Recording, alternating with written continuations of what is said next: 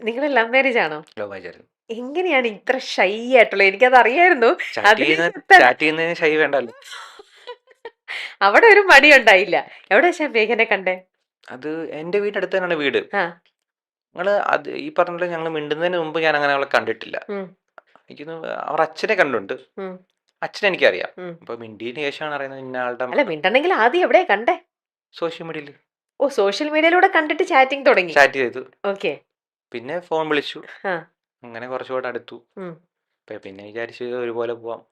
അങ്ങനെ വീട്ടിൽ പറഞ്ഞു.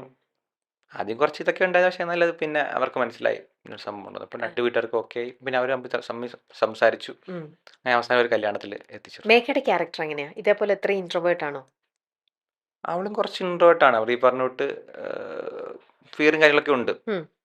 പക്ഷെ കുറേ കൂടെ ധൈര്യശാലിയാണ്. ഈ പറഞ്ഞ ഗേൾസ് കുറച്ചുകൂടെ സ്മാർട്ടാണ്. സ്മാർട്ടാണ്. ആ.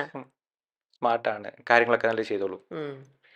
അപ്പോ മേഘ ഇപ്പുറത്തെ സൈഡിൽ നല്ല സ്മാർട്ടായിട്ട് നിൽക്കുന്നത് കൊണ്ട് തന്നെ മേഘയില് എന്തെങ്കിലും ഇതുണ്ടെങ്കിൽ മേഘ മാക്സിമം അഖിലിനെ പുഷ് ചെയ്യാൻ നോക്കുന്നുണ്ട്. ഫുൾ ബാക്ക് സപ്പോർട്ട് നൽകിക്കൊണ്ട്, അല്ലേ? ഉം. ആ ഒരു എനർജി ലെവലിലാണ് അഖിൽ, എനിക്കിപ്പോ തോന്നുന്നു, കുറച്ചും കൂടെ ഒന്ന് ബൂസ്റ്റ് ആവാൻ പറ്റും. അല്ലേ ആവാൻ പറ്റുന്നത്.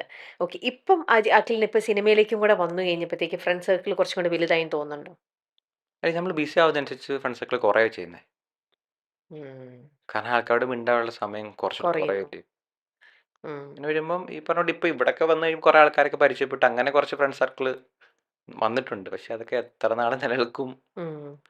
എന്ന് പോകാൻ പറയാൻ പറ്റില്ല. അപ്പോൾ ഇങ്ങനെ പല രീതിയിലും ഓഡിഷന് വേണ്ടിയിട്ടാണെങ്കിലും ചാൻസസിന് വേണ്ടിയിട്ടാണെങ്കിലും അഖിലും അപ്രോച്ച് ചെയ്യാൻ തുടങ്ങിയല്ലോ, ചെയ്യുന്നുമുണ്ട് ഉറപ്പായിട്ടും. അല്ലേ, കുറച്ച് നാളായിട്ട്. ഈ പോയ വഴിയിലൊക്കെ എപ്പോഴെങ്കിലും അഖിലിനെ ഒരു റിജക്ഷനോ, അഖിലിനെ തള്ളി മാറ്റുക, തള്ളി മാറ്റി മാറ്റി നിർത്തപ്പെടുക? ഇങ്ങനെ സംഭവിച്ചിട്ടില്ല. പക്ഷെ ഈ പറഞ്ഞോട്ട് ചിലപ്പോൾ ചില പ്രൊമോഷൻസൊക്കെ ഞാനിങ്ങനെ പൈസ എന്നൊക്കെ ചെയ്തിട്ടുണ്ട്. ലൈക്ക് പൈസ? വാങ്ങാതെ പോലും പ്രൊമോഷൻസ് ചെയ്തിട്ടുണ്ട് ഓക്കെ. പല സിനിമകളുടെയൊക്കെ. അപ്പോൾ ഞാനവിടെ ഇൻ റിട്ടേൺ ആയിട്ടുള്ളപ്പോൾ പറഞ്ഞിട്ട് എന്തെങ്കിലും റോളൊക്കെ വരുമ്പോൾ ഒന്ന് വിളിച്ചാൽ മതി, കുഴപ്പമില്ല, അങ്ങനെ ചെയ്തിട്ടുണ്ട്. പക്ഷേ ഈ ചില ജൂനിയർ ആർട്ടിസ്റ്റിൻ്റെ റോളിന് പോലും ആരും വിളിച്ചിട്ടില്ല. ചിലപ്പോൾ അവർക്ക് വേണമെങ്കിൽ വിളിക്കാം. അഭിനയിക്കാൻ അറിയാവോ ഇല്ലാതെ രണ്ടാമത്തെ കാര്യം. ജസ്റ്റ് വിളിച്ചിട്ട് വേണമെങ്കിൽ ഇതുപോലെ സൈഡിൽ നിൽക്കുന്ന റോളോ വേണമെങ്കിൽ തരാമായിരുന്നു. പക്ഷെ അങ്ങനെ ആരും തന്നിട്ടില്ല. കുറേ ആൾക്കാർ തന്നില്ല. പക്ഷെ ചില ആൾക്കാർ അതിന് വ്യത്യസ്തം കേട്ടോ.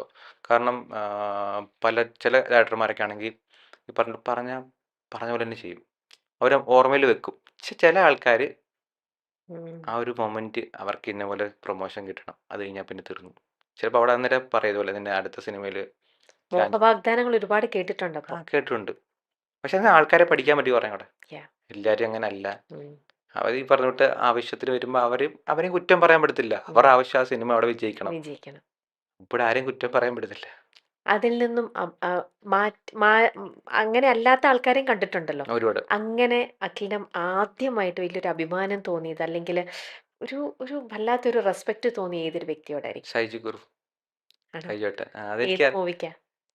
അത് മോഹിനിയാട്ടം മൂവിയുടെ പ്രൊമോഷൻ പോയപ്പോൾ ഏട്ടൻ്റെ അടുത്ത് വേണ്ടിയപ്പോൾ എനിക്ക് ഭയങ്കര, കാരണം എനിക്ക് തോന്നി, എനിക്ക് അറിയത്തില്ല പുള്ളി പേഴ്സണലായിട്ട് എനിക്ക് അറിയത്തില്ല. പക്ഷെ എനിക്ക് നന്നായിട്ട് അറിയാം. എന്റെ ഫാമിലി പോലെ എനിക്ക് ഭയങ്കര ഇതായിട്ട് തോന്നി. കാരണം ഭയങ്കര കണക്റ്റായി. കുറച്ച് നേരം സംസാരിച്ചിട്ടുള്ളൂ. ബാക്കി എല്ലാവരും ഇങ്ങനെ ജസ്റ്റ് ഇങ്ങനെ സംസാരിച്ചു. പക്ഷെ പുള്ളി ഭയങ്കര നമ്മളെ കാണുന്ന രീതിയുണ്ട്, അത് റിയലാണ്, ഭയങ്കര റിയൽ. എനിക്ക് റിയൽ ആയിട്ട് തോന്നിയിട്ടുള്ള ഒരാൾ, പക്ഷെ എനിക്ക് പേഴ്സണൽ അറിയത്തില്ല കേട്ടോ. എങ്കിലും എനിക്ക് ആ കുറച്ചേരം സംസാരിച്ച് റിയൽ ആയിട്ട് തോന്നിയ ഒരു വ്യക്തി ചേട്ടൻ മാത്രമേ ഉള്ളൂ. മോഹിനിയാട്ടം എപ്പോൾ മെസ്സേജ് റിപ്ലൈ ആയിരിക്കും കേട്ടോ. സിനിമ ഈ ഇടയ്ക്ക് ഇറങ്ങിയ സിനിമ ഇറങ്ങിയപ്പോൾ ഞാൻ പറഞ്ഞതുപോലെ ഏട്ടാ സൂപ്പറായിട്ടുണ്ട് പറയുമ്പോൾ ഒരുപാട് നാൾ എനിക്ക് ആഗ്രഹം തോന്നി പുള്ളിയുടെ പടം വിജയിക്കണം.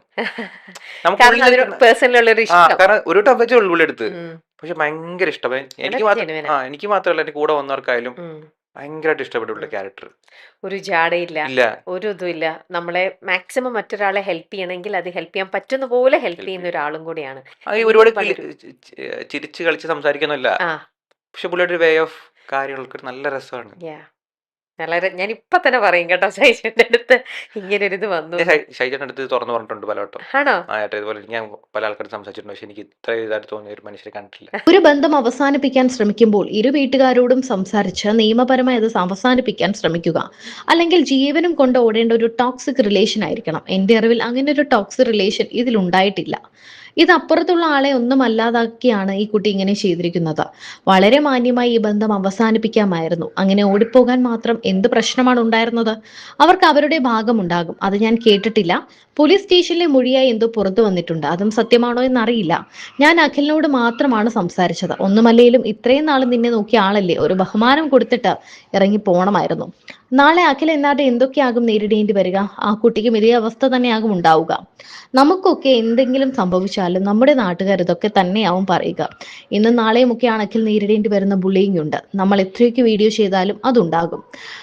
അഖിലൊക്കെ കാര്യങ്ങൾ പക്വതയോടെ നേരിടുന്ന ആളാണ്. പക്ഷെ ആളൊരു ഇൻട്രോവേർട്ട് ആയതുകൊണ്ട് ഈ സാഹചര്യം എങ്ങനെ അതിജീവിക്കുമെന്നും അറിയില്ല. നാളെ ഈ കുട്ടി വരും, അവരുടെ ഭാഗം പറയും. അപ്പോൾ അതും വീണ്ടും ചർച്ചയാകും. ആ കുട്ടി എന്തിനിങ്ങനെ ഒരു തീരുമാനം എടുത്തു എന്നതാണ് തന്നെ ചിന്തിപ്പിക്കുന്നത്.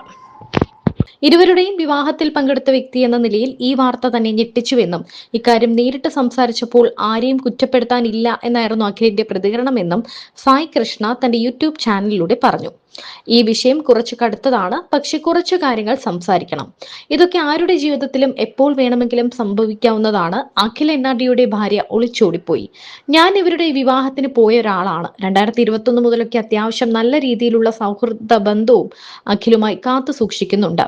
ഈ വാർത്ത കേട്ട സമയത്ത് വലിയ ഞെട്ടലുണ്ടാക്കിയിരുന്നു. അഖിൽ NRD അവരുടെ ജീവിതത്തിൽ നടക്കുന്ന കാര്യങ്ങളായിരുന്നില്ല വ്ലോഗായി ചെയ്തുകൊണ്ടിരുന്നത്. അവരുടെ വീഡിയോസ് ഒരുപാട് നാളായി കാണുന്നുമുണ്ടായിരുന്നു. എന്നാൽ കണ്ടാൽ നല്ലൊരു ദമ്പതികൾ. ഈ വീഡിയോ എടുക്കുന്നതിന് മുൻപും ഞാൻ അഖിലിനെ വിളിച്ച് സംസാരിച്ചിരുന്നു. ഓക്കെ ആയിരിക്കുക എന്നല്ലാതെ ഈ വിഷയത്തിൽ വേറൊന്നും പറയാനില്ല. അഖിൽ ആരെയും കുറ്റപ്പെടുത്തില്ല. അതാണ് അവന്റെ ക്യാരക്ടർ. ഈ കേസിലും അഖിലിന് പറയാനുള്ളത് പോയത് പോയി, കഴിഞ്ഞത് കഴിഞ്ഞു എന്നതാണ്. എൻ്റെ ഒരു അവസ്ഥ, ഇങ്ങനെ ഒരു പ്രൊഫൈലാണ് എൻ്റേത്. വീഡിയോ ചെയ്യുക എന്നതാണ് എൻ്റെ ജോലി. വീഡിയോ ചെയ്തേ തീരൂ. അത് അവനോടും പറഞ്ഞിട്ടുണ്ടായിരുന്നു.